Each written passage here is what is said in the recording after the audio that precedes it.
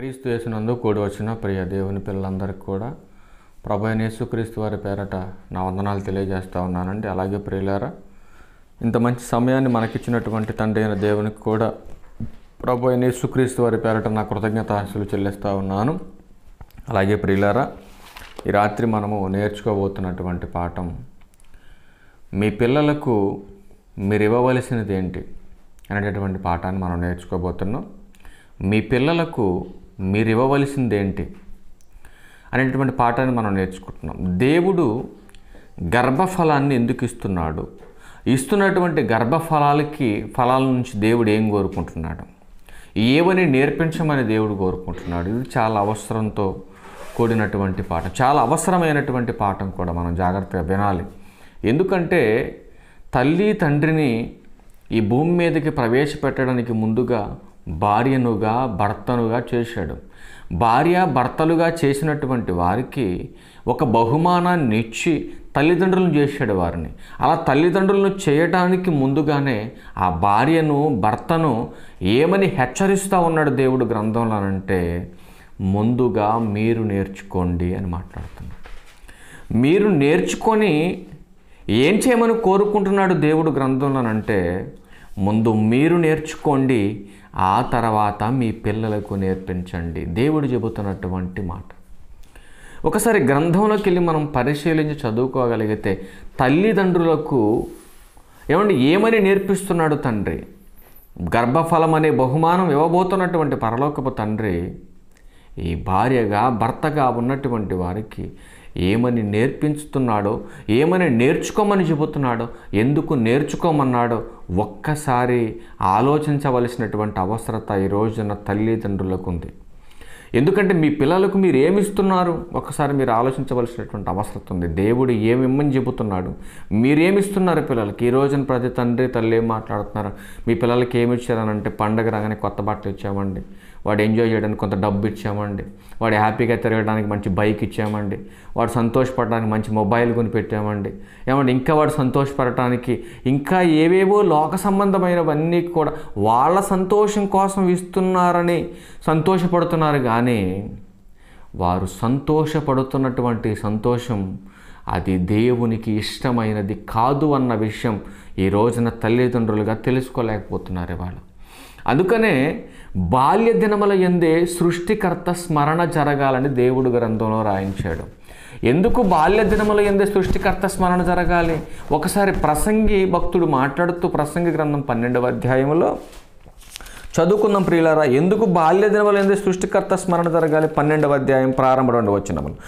దుర్దినములు రాకముందే ఇప్పుడు వీటి యందు నాకు సంతోషము లేదని చెప్పు, సంవత్సరములు రాకముందే తేజస్సునకును సూర్యచంద్ర నక్షత్రములకును చీకటి కమ్మకముందే, వాన వెలిసిన తర్వాత మేఘములు మరలా రాకముందే నీ బాల్య దినముల యందే నీ సృష్టికర్త స్మరణ జరగాలి. అలా జరగాలంటే, బాల్య దినముల యందే సృష్టికర్త స్మరణ జరగాలంటే తల్లిదండ్రులుగా మీరు ఏం చేయాలని దేవుడు కోరుకుంటున్నాడు ఆలోచించవలసిన అవసరత ఈ రోజున ప్రతి క్రైస్తవ తల్లిదండ్రులకు ఉంది వాళ్ళ. అందుకని ఆయన అంటున్నాడు కదా, దుర్దినములు రాకముందే అంటే, ఒక భయంకరమైనటువంటి ప్రాయము రాకముందే బాల్య దినముల యందే వాళ్ళకు సృష్టికర్త స్మరణ జరగాలి అని మాట్లాడుతున్నాడు. వాన కురిసి వెలిచిన తర్వాత అని మాట్లాడుతున్నారంటే, బాల్యము తీరి యవ్వనానికి వెళ్ళిన తర్వాత అని అర్థం చేసుకోవాలి. ఆలోచించవలసినటువంటి అవసరం మనకు ఉంది.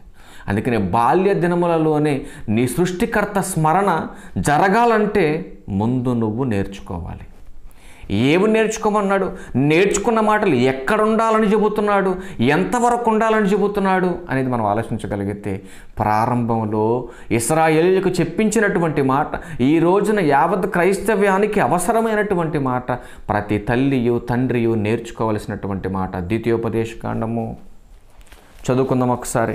బాల్య దినముల యందే సృష్టికర్త స్మరణ జరగాలంటే నువ్వు నేర్చుకోవలసినటువంటి మాట. ద్వితీయోపదేశకాండం 6వ అధ్యాయము చదువుకున్న ప్రియులారా, 6వ అధ్యాయం 6వ వచనం.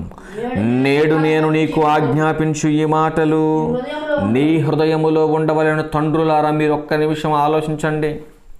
నేను చెబుతున్న ఈ మాటలన్నీ కూడా నీ హృదయములో ఉండాలి. ఎక్కడ ఉండాలి ఈ మాటలు? నీ హృదయంలో ఉండవలెను. తర్వాత నెక్స్ట్, నీవు నీ కుమారులకు వాటిని అభ్యసింపచేసి, చెప్పటం వేరు, అభ్యసింప చేయటం వేరు.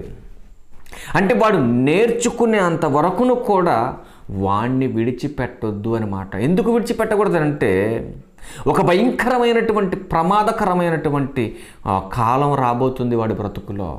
బాల్యములో నువ్వు చెప్పవలసినటువంటి శిక్షణ, నేర్పించవలసినటువంటి మాటలు నేర్పించకపోతే యవ్వనం అనే ఒక ప్రమాదకరమైనటువంటి భయంకరమైనటువంటి కాలం రాబోతుంది వాడికి. అందుకనే బాల్య దినముల యందే సృష్టికర్త స్మరణ జరగాలంటే, అలా నువ్వు నేర్పించాలంటే ముందు నువ్వు నేర్చుకోవాలని మాట్లాడుతున్నాడు. అలా నేర్చుకున్న నువ్వు ఏం చెబుతున్నాడు 7వ మాటలో, నీవు నీ కుమారులకు వాటిని అభ్యసింపచేసి, నీ ఇంట కూర్చున్నప్పుడును, త్రోవన నడుచున్నప్పుడును, పండుకొనినప్పుడును, లేచినప్పుడును వాటినే నువ్వు వాళ్ళకి ఇవ్వాలి. వాటినే ఇవ్వాలి. వాటికి మించినవి ఏవిచ్చినా నీ బిడ్డలు సంతోషపడుతున్నారని నువ్వు ఆనందపడుతున్నావు, కానీ ఖచ్చితంగా ప్రమాదం అనేది పొంచి ఉన్నదన్న విషయం మర్చిపోయారు వాళ్ళు. అందుకనే నీ ఇంట వదిలిపెట్టదని చెప్తున్నా చూడండి. నీ ఇంట కూర్చున్నప్పుడును, పడుకున్నప్పుడును, లేచినప్పుడును, త్రోవలో నడుస్తున్నప్పుడును, అంటే 24 గంటల్లో ఏ ఒక్క సెకను కూడా నిర్లక్ష్యము చేయొద్దు నీ బాల్య దినములలో అని చెబుతున్నాడు. నీ పిల్లలకు ఉన్నటువంటి బాల్య దినములలో ఏ ఒక్క సెకను కూడా నిర్లక్ష్యము చేసావా, వాడికి నీ మాట వినడు. అందుకని మీ పిల్లలకు మీరు ఏమి ఇస్తున్నారు? నా కొడుకు మంచి బైక్ ఇచ్చానండి నేను, ఎందుకు వేగంగా బండి దోలి కాలు చేయి ఎరగొట్టుకోమనా? నా పిల్లోడికి మంచి సెల్ ఫోన్ ఇచ్చానంట అన్నాడు. 4 గోడల మధ్య కూర్చొని లోకమంతా చూసి, ఏమండి దేవుని జ్ఞానం నేర్చుకోవాల్సినటువంటి పిల్లలు దయ్యపు జ్ఞానాన్ని నేర్చుకొని సర్వనాశనం అయిపోమనా? ఏమి నేర్పిస్తున్నారు మీ పిల్లలకి ఒక్కసారి మీరు ఆలోచించండి. ఏమి నేర్చుకుంటున్నారు వాళ్ళు? అందుకనే నేను ఇచ్చినటువంటి కాలానికి ముందుగానే మీరు చచ్చిపోతున్నారు. అలా చచ్చిపోవడానికి గల కారకులు ఎవరు అంటే తల్లిదండ్రులే తమ బిడ్డలను తమ చేజేతులారా నాశనం చేసుకుంటున్నారు. గుర్తుపెట్టుకోండి. అందుకే చెబుతున్నాడు. ఒకసారి మనం ఆలోచిద్దాం. ఒకసారి ప్రసంగి గ్రంథం 7:17 అంటాడు కదా, దేవుడు చెప్పాడు, కానీ దేవుడు చెప్పింది ఏది కూడా వాళ్ళ చేయట్లేదు వాళ్ళ తల్లిదండ్రులు. అధికముగా దుర్మార్గపు పనులు చేయకము, బుద్ధిహీనముగా తిరగకము, నీ కాలముకు ముందుగా. ఎలా చనిపోతావయ్యా ఒక్కసారి ఆలోచించు. నువ్వు ఎలా చనిపోతావు? నీ కాలానికి ముందుగా. నీకు ఇచ్చిందేమో 70-80 సంవత్సరాల కాలం అయితే అందులోనూ నువ్వు తిరిగి విపరీతముగా దేవుడంటే మనుషులంటే లెక్కలేనటువంటి కాలం యవ్వన కాలం. ఆ యవ్వన కాలములో నీకిష్టం వచ్చినట్టుగా నువ్వు ఆలోచన చేసుకొని, నీకిష్టం వచ్చినట్టుగా నువ్వు బ్రతికి, నీ ఇష్టాలు నెరవేర్చుకుంటూ నువ్వు బ్రతుకుతూ ముందుకెళ్ళిపోతే నాయన, అధికముగా దుర్మార్గ పనులు చేస్తూ బుద్ధిహీనంగా నువ్వు తిరిగితే ఏదో ఒక రోజున చనిపోతావని చెబుతున్నాడు దేవుడు. అలా బుద్ధిహీనంగా తిరగటానికి, ఏమన్నా వరిష్టానుసారంగా ఆలోచనలు కలిగి బ్రతకటానికి ప్రధానమైన కారకులు ఎవరు అనంటే తల్లి తండ్రి అని గ్రంథం మనకు ఘోషిస్తూ ఉంది. అందుకని చెబుతున్నాడు ఆయన, ముందు మీరు నేర్చుకోండి.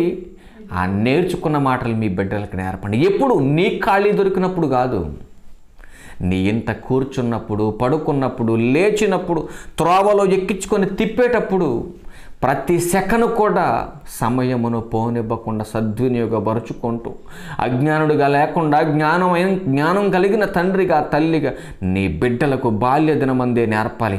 అలా నేర్పాలంటే ఎలాంటి శిక్షణలో నేర్పాలి అనేది ఒక్కసారి ఆలోచించగలిగితే, ఈ శిక్షణ గురించి అపోస్తలుడైన పౌలు గారు చెబుతున్న మాట ఏమండి, ఎఫెసీయులకు రాసిన పత్రిక 6వ అధ్యాయం 4వ మాట చూడండి ప్రియులారా.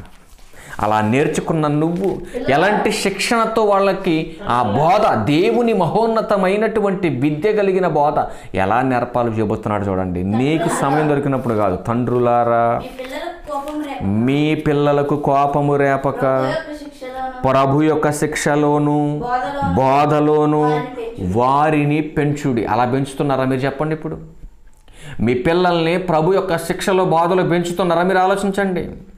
పెంచకపోతే మీకే నష్టం అని గుర్తుపెట్టుకోవాలి. అందుకని గర్భఫలం ఇచ్చేటప్పుడే దేవుడు చెబుతున్న మాట ఏంటో తెలుసా? గర్భఫలము దేవుడిచ్చు బహుమానము. అంతటితో అయిపోలేదు ప్రియులారా, ఆనందపడద్దు మీరు అంతటితో. గర్భఫలము దేవుడిచ్చు బహుమానము, ఆనందపడద్దు. అది యెహోవా స్వాస్యము. ఇస్తున్న దేవుడి మరలా తిరిగి నాదే అని మాట్లాడుతున్నాడనంటే, ఇచ్చేటప్పుడు నీదే అని నువ్వు అనుకున్నావు, పెంచేటప్పుడు కూడా నాదే అని నువ్వు అనుకుంటున్నావు. కానీ దేవుడు అంటున్నాడు కదా, ఇచ్చేది నేనే, పెంచటం కూడా నా కొరకే నువ్వు పెంచాలి. అందుకని చెబుతున్నాడు కదా, తండ్రులారా మీ పిల్లలకు కోపము రేపక అన్నాడు. తండ్రులకి ఎందుకు చెబుతున్నాడు? అక్కడ కూడా తండ్రులు చెప్పాడు ద్వితీయోపదేశకాండం, తండ్రులారా మీరు నేర్చుకోండి. వాడు యవ్వన కాలంలోకి వచ్చిన తర్వాత వాడు ప్రభు యొక్క శిక్షలో నుంచి, బోధలో నుంచి తప్పిపోడు. అలా పెంచవలసినటువంటి ప్రాయం ఒకటి ఉంది, వాడు నీ మాట వినేటటువంటి ప్రాయం ఒకటి ఉంది, అదే బాల్య దినము అని చెప్పాడు దేవుడు. ఆ బాల్య దినములో వాడికి చెప్పవలసినవి, నేర్పవలసినవి, చూపించవలసినవి చూపిస్తే ప్రభు మార్గములో నుంచి తప్పిపోడు. సామెతల గ్రంథం 22వ అధ్యాయము చూద్దాం ఒకసారి, అక్కడ ఏం రాయబడిందో చూద్దాం ప్రియులారా ఒకసారి. సామెతల గ్రంథం 22వ అధ్యాయము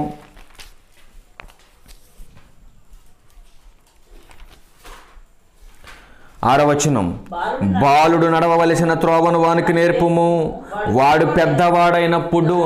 పెద్దవాడైనప్పుడు పక్కన ఒకటేసి కింద పుట్టినట్లు ఏమని చూడండి, వృద్ధుడైనప్పటికీ కూడా, అంటే బాల్యంలో నేర్పినటువంటి బోధ, ప్రభువు నేర్పమన్నటువంటి బోధ, వాడు బాల్యం నుంచి నేర్చుకున్నటువంటి బోధ ఎప్పటి వరకు తప్పిపోకుండా చూస్తుందనంటే యవ్వన కాలం మాత్రమే కాదు ప్రియులారా, వృద్ధుడైనప్పటికీ కూడా వాడు తప్పిపోడన్న విషయం చెబుతున్నాడు. అంటే ఎప్పటి వరకు ఈ బోధ వర్తిస్తుందనంటే, మనిషి బాల్యంలో నేర్చుకున్నటువంటి బోధ, నువ్వు అప్పగించవలసింది, నువ్వు ఇవ్వవలసినటువంటి బోధ నువ్వు బాల్యంలో వాడికి ఇస్తే వాడు చచ్చేంత వరకును కూడా అదే పనిలో ఉంటాడన్న మాట దేవుడు గ్రంథంలో రాయించాడన్న మాట నువ్వు ఆలోచించవలసినటువంటి మాట.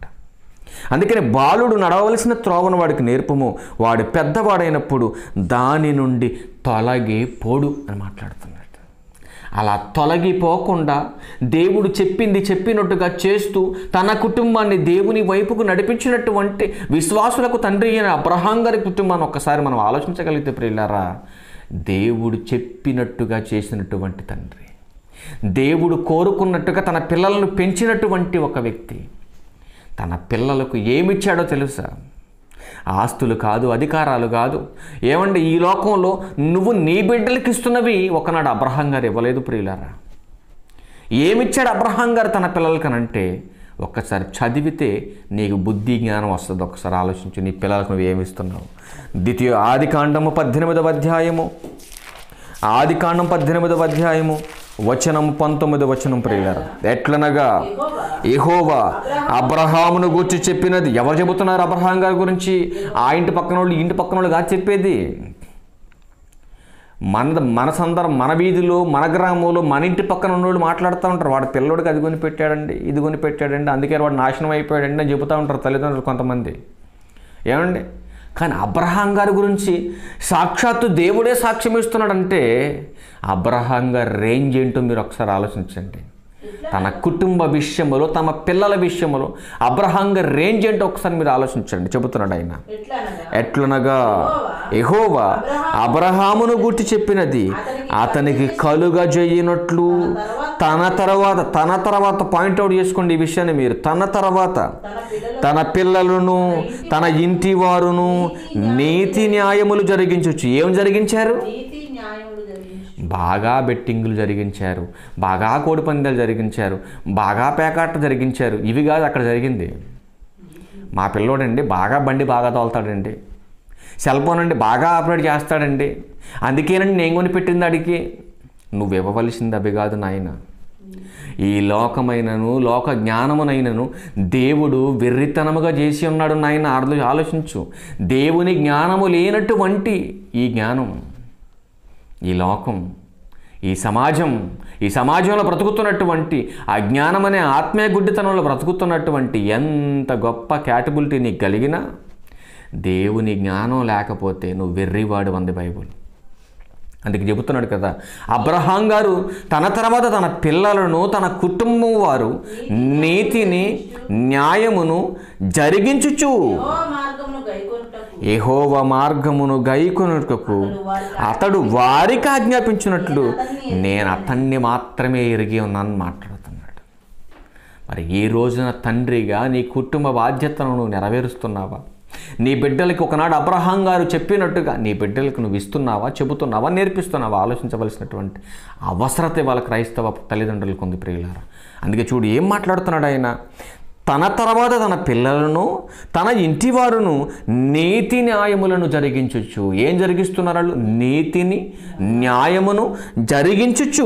యెహోవా మార్గమును గైకొనుటకు అతడు వారికి ఆజ్ఞాపించినట్లు నేను అతను ఎరిగి ఉన్నానని మాట్లాడుతున్నాడు. చూడండి, నేను చచ్చిపోతున్నాను నాయన, నేను చనిపోయినప్పటికీ కూడా నేను ఎలాగైతే నా తండ్రి మార్గాన్ని అనుసరించాను, నేను ఎలాగైతే బ్రతుకు దినాలన్నింటిలో కూడా నీతిని అనుసరించి బ్రతికాను, అలాగే నా తర్వాత కూడా ఇస్సాకు గుర్తుపెట్టుకొని నీవును నీ భార్యయు నీ గర్భవాసన పుట్టబోతున్న బిడ్డలు కూడా నేను ఎలాగైతే నా తండ్రికి ఇష్టడుగా నేను బ్రతికానో అలాగే మీరు కూడా అలాగే బ్రతకాలి అని చెప్పాడు. అలా చెప్పినటువంటి తండ్రిగా, విశ్వాసులకే తండ్రిగా నిలబడినటువంటి గొప్ప శక్తిమంతుడే అబ్రహాం గారు.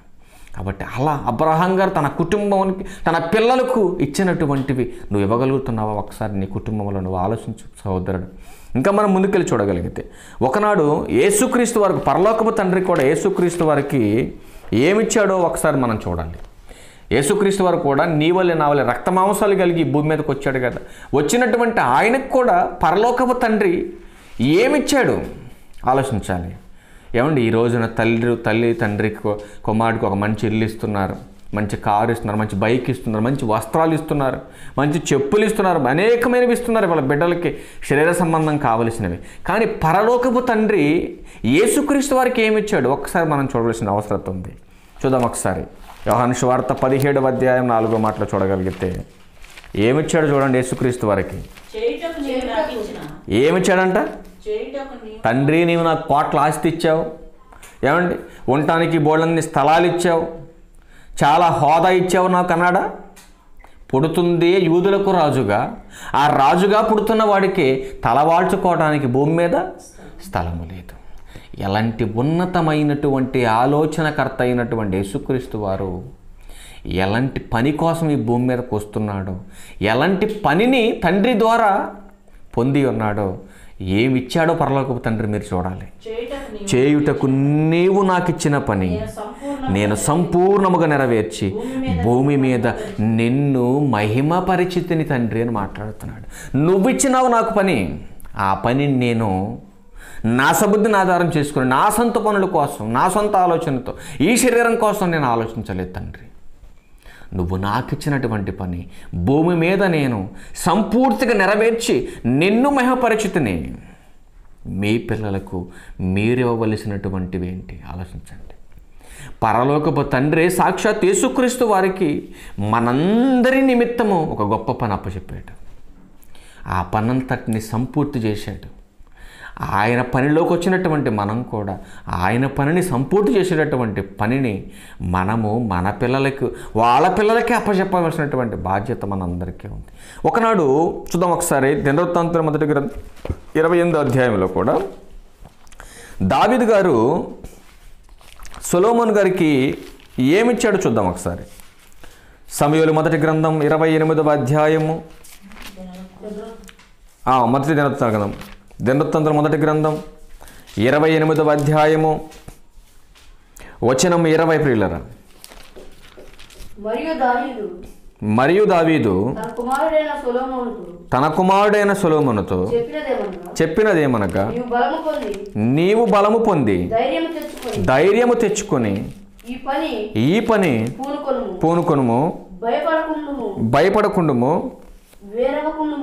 వెరవకుండుము, నా దేవుడైన యెహోవా నీతో కూడుండును. యెహోవా మందిరపు సేవను గూర్చిన పని నిమిత్తము నీవు ముగించు వరకు ఆయన నిన్ను ఏ మాత్రమును విడవక ఉండును అని మాట్లాడుతున్నాడు. తండ్రి అయినటువంటి దావీదు కుమారుడైన సొలొమోను గారికి ఏమిచ్చాడండి? ఏమిచ్చాడు ఒకసారి మీరు ఆలోచించండి. మీ పిల్లలకు మీరేమిస్తున్నారు? ఒక తండ్రిగా కుమారుడికి ఏమిస్తున్నాడు మీరు ఆలోచించండి. పరలోకపు తండ్రికి ఒక మందిరము కట్టేటటువంటి పని ఇచ్చాడు. ఆ పని ఇస్తూ చెబుతున్న మాట ఏంటో తెలుసా? నిన్ను ఆదరించేవాడు, నిన్ను నడిపించేవాడు, నిత్యము నీకు తోడుండేవాడు మన పరలోకపు తండ్రి. ఆ పనిలో నువ్వు దిగులు పడద్దని మాట్లాడుతున్నావు. మరియు దావీదు తన కుమారుడైన సొలొమోనుతో చెప్పినది ఏమనగా, నీవు బలము పొంది ధైర్యము తెచ్చుకొని. ఏం తిని బలము పొంది? దేవుని వాక్యమును విని, నా మాట విని దేవుని పనిని చేయటానికి నువ్వు పూనుకోవాలి సొలొమోను. దేవునికి ఒక మందిరం కట్టాలి. ఆ మందిరం కట్టేటటువంటి పనిలో, నువ్వు పూనుకున్నటువంటి పనిలో నువ్వు భయపడకుము అని మాట్లాడుతున్నాడు. ఏం పడద్దు? భయపడొద్దు, వెనకం చేయొద్దు అసలు. నువ్వు నా దేవుడైన యెహోవా నీకు తోడుగా ఉండును. నా దేవుడైన యెహోవా ఇక నీకు తోడుగా ఉంటాడు ఇక. కాబట్టి నువ్వు భయపడొద్దు. ఎందుకంటే నా టైం అయిపోయింది, ఇక నా టైం అయిపోతుంది. కాబట్టి నా తర్వాత ఆయన పని జరిగించే బాధ్యత నీ మీద ఉంది. అది నేను నీకు ఇస్తున్నటువంటి గొప్ప బహుమానం అని చెబుతున్నాడు. ఇలా చెప్పగలిగినటువంటి తండ్రుల స్థానంలో మనం ఉండాము. ఒకసారి ఆలోచించండి ప్రియులారా. ఇంకా మనం ముందుకెళ్ళి చూడగలిగితే అద్భుతమైన మాటలు రాయించాడు దేవుడి గ్రంథంలో. ఇంకా మనం ముందుకెళ్ళి చూద్దాం. యెషయా గ్రంథం 38వ అధ్యాయం 19వ మాట కూడా చూద్దాం. యెషయా గ్రంథం 38వ అధ్యాయం 19వ మాట చూడండి ప్రియులారా. అక్కడ ఏం రాయబడిందో, సజీవులే కదా నిన్ను స్తుతించుదురు. ఈ దినమున నేను సజీవుడనై నిన్ను స్తుతించుచున్నాను. తండ్రులు కుమారులకును నీ సత్యమును తెలియజేతురు. యెహోవా నన్ను రక్షించువాడు. తండ్రులు ఏం చేస్తారంట? కుమారుడికి ఇవ్వవలసింది ఏంటి అనంటే, మీ బిడ్డలకు మీరు ఇవ్వవలసింది ఆయన సత్యమును ఇవ్వాలి.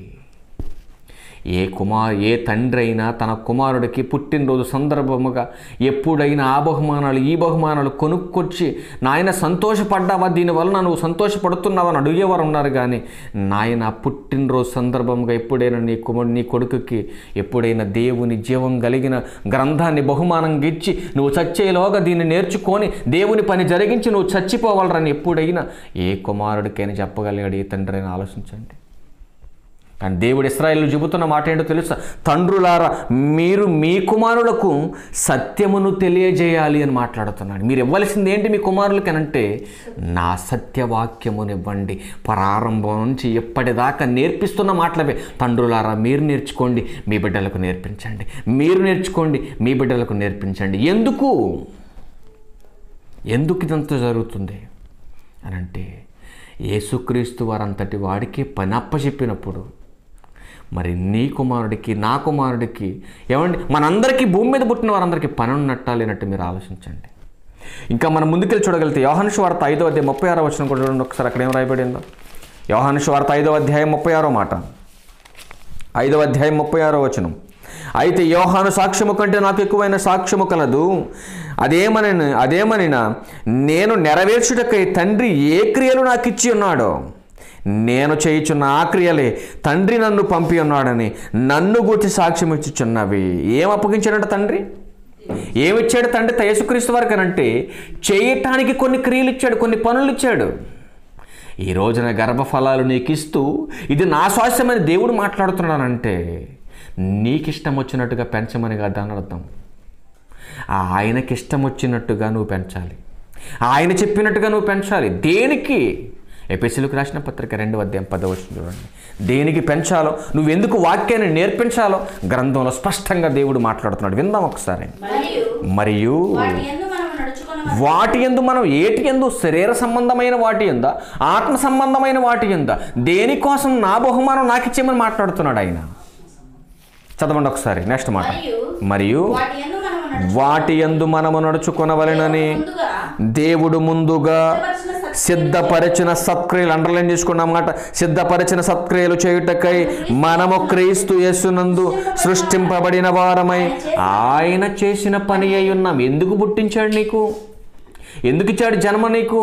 ఎందుకు నీకు గర్భఫలాలు ఇస్తున్నాడు దేవుడు? ఇచ్చినటువంటి గర్భఫలాన్ని నా స్వాస్థ్యం, నా సొత్తు అని ఎందుకు మాట్లాడుతున్నాడంటే, సత్క్రియలు చేసేటటువంటి పని నీ గర్భవాసాన పుట్టబోతున్న నా బహుమానాలకు ఉందని చెబుతున్నాడు. అందుకని తండ్రులారా, మీ బిడ్డలకు మీరేమిస్తున్నారు? దేవుని వాక్యం ఇస్తే వాళ్ళు బ్రతుకుతారు. అందుకనే దేవుని దీర్ఘాయుష్మంతులుగా మీ బిడ్డలు భూమి మీద ఉండాలంటే తండ్రిని తల్లిని సన్మానించమన్నాడు. అలా సన్మానించేటటువంటి తల్లిదండ్రులుగా మీరు ఉండాలనంటే మీరు బిడ్డల్ని ప్రభు యొక్క శిక్షలో బాధలో పెంచాలి. అలా పెంచాలి అని మాట్లాడుతున్నాడు. ఎందుకు పెంచాలి ప్రభు యొక్క శిక్షలో బోధనంటే ఎన్నో సత్క్రియలు ఉన్నాయి భూమి మీద చేయటానికి ప్రభు పని.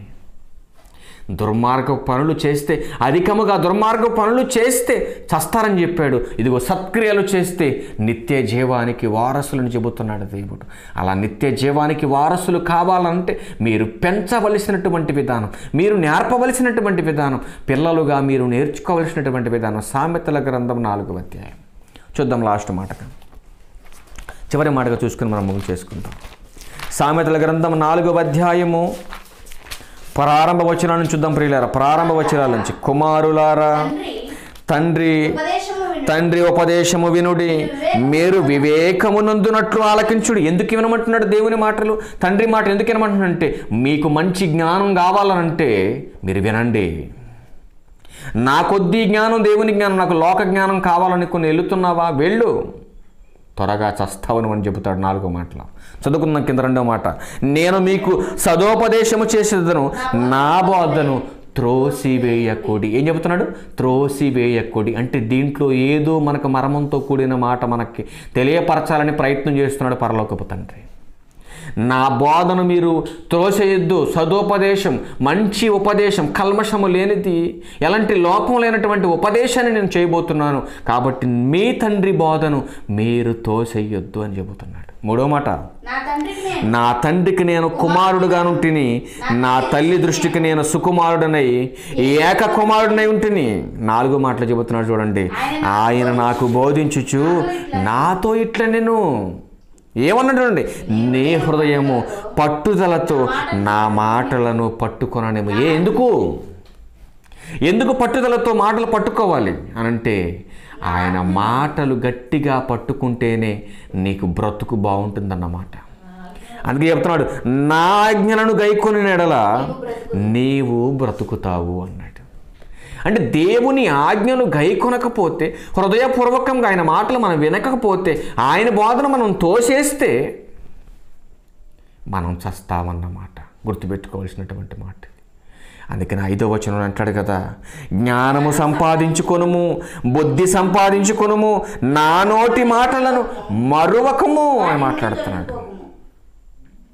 అర్థమవుతుందండి ఏం చెబుతున్నాడు అక్కడ?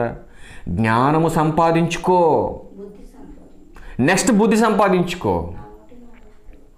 ఎంతో శాలరీ సంపాదిస్తున్నామండి, ఎన్నో అంతస్తులు సంపాదించుకున్నామండి, ఎంతో ఆస్తిని సంపాదించుకున్నామండి. ఇవన్నీ కూడా ఒక రోజున విడిచిపెట్టి మీరు వెళ్ళిపోవాలండి. గుర్తుపెట్టుకోవాల్సినటువంటి మాట. ఇదే సామెతల గ్రంథంలో 11వ అధ్యాయం 4వ వచనం చూడండి. జ్ఞానం సంపాదించుకోకుండా, బుద్ధి సంపాదించుకోకుండా, ఆస్తిని సంపాదించుకోవడానికి, ఏమండి ఈ లోకంలో ఎంతో గొప్ప పేరును సంపాదించుకోవడానికి నేను పుట్టానండి, శరీరం కోసమే నేను ఆలోచన కలిగి బ్రతుకుతానండి అని నువ్వు అనుకుంటేనండి. ఇక్కడ 11వ అధ్యాయం 4వ మాటలో సామెతల గ్రంథంలో మాట్లాడుతున్నాడు దేవుడు. వినండి ఒకసారి ఆ మాట, తర్వాత మళ్ళీ వద్దాం ఇక్కడికి మనం. ఉగ్రత దినమందు ఆస్తి అక్కరకు రాదు, నీతి మరణము నుండి రక్షించును. నువ్వు బుద్ధి జ్ఞానములను దేవుని ఉపదేశము వలన నువ్వు సంపాదించుకుంటే అది నీతిగా మారుతుంది, ఆ నీతి నిన్ను రక్షిస్తుంది. కానీ దేవుడు ఈ లోకంలో ఎందుకు పుట్టించాడో నీకు తెలియకుండా సంపాదన కోసమేనని ఆస్తులను సంపాదించుకొని, ఏమండి ఈ లోకంలో శరీర సంబంధమైనటువంటి సంతోషం కోసమే ఆశపడి నువ్వు బ్రతుకుతూ సంపాదిస్తే ఉగ్రత దినమనేది ఒక దినం వస్తుంది నీకు. ఆ దినమున నీ ఆస్తి నీకు అక్కరకు రాదు అని మాట్లాడుతున్నాడు. అంటే ఎంత డబ్బున్నా, ఎంత ఆస్తి ఉన్నా దేవుని వాక్యము లేకపోతే బ్రతుకు లేదన్న మాట గుర్తుపెట్టుకోండి. ఇప్పుడు సామెతల గ్రంథం 4వ అధ్యాయం 5వ వచనం దగ్గరికి వెళ్ళండి. 5వ వచనం, జ్ఞానము సంపాదించుకునము, బుద్ధి సంపాదించుకునము, నా నోటి మాటలను మరొకము, వాటి నుండి తొలగిపోకము అన్నాడు.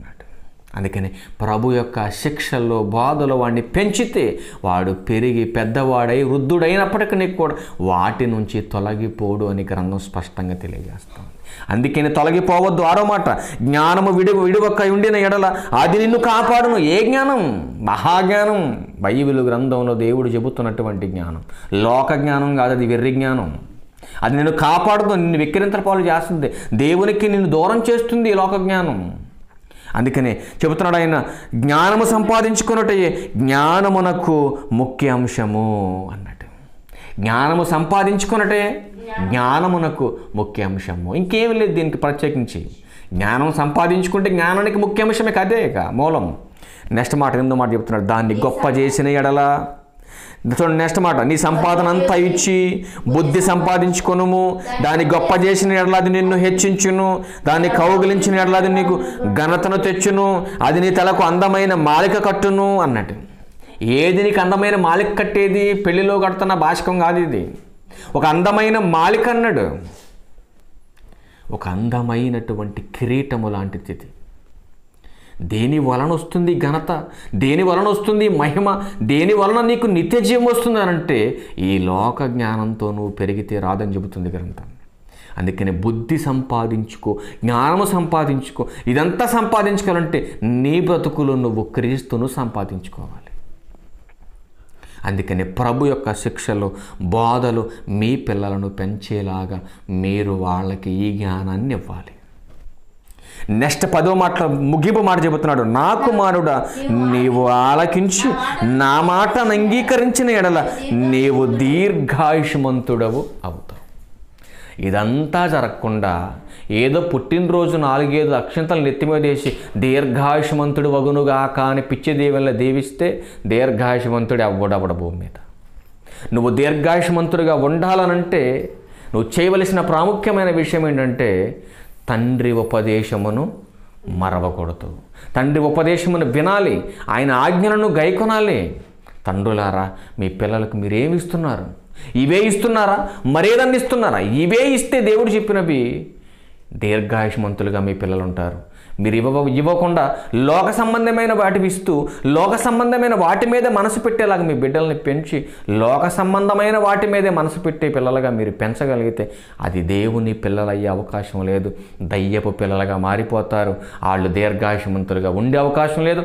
పరలోకం వెళ్ళేటటువంటి అవకాశం అంతకన్నా లేదు. కాబట్టి మీ పిల్లలకు ఇవ్వవలసినవి ఏంటంటే దేవుని మాట, దేవుని గూర్చినటువంటి సత్యం, దేవుని సత్క్రియలు వాళ్ళకి నేర్పించాలి.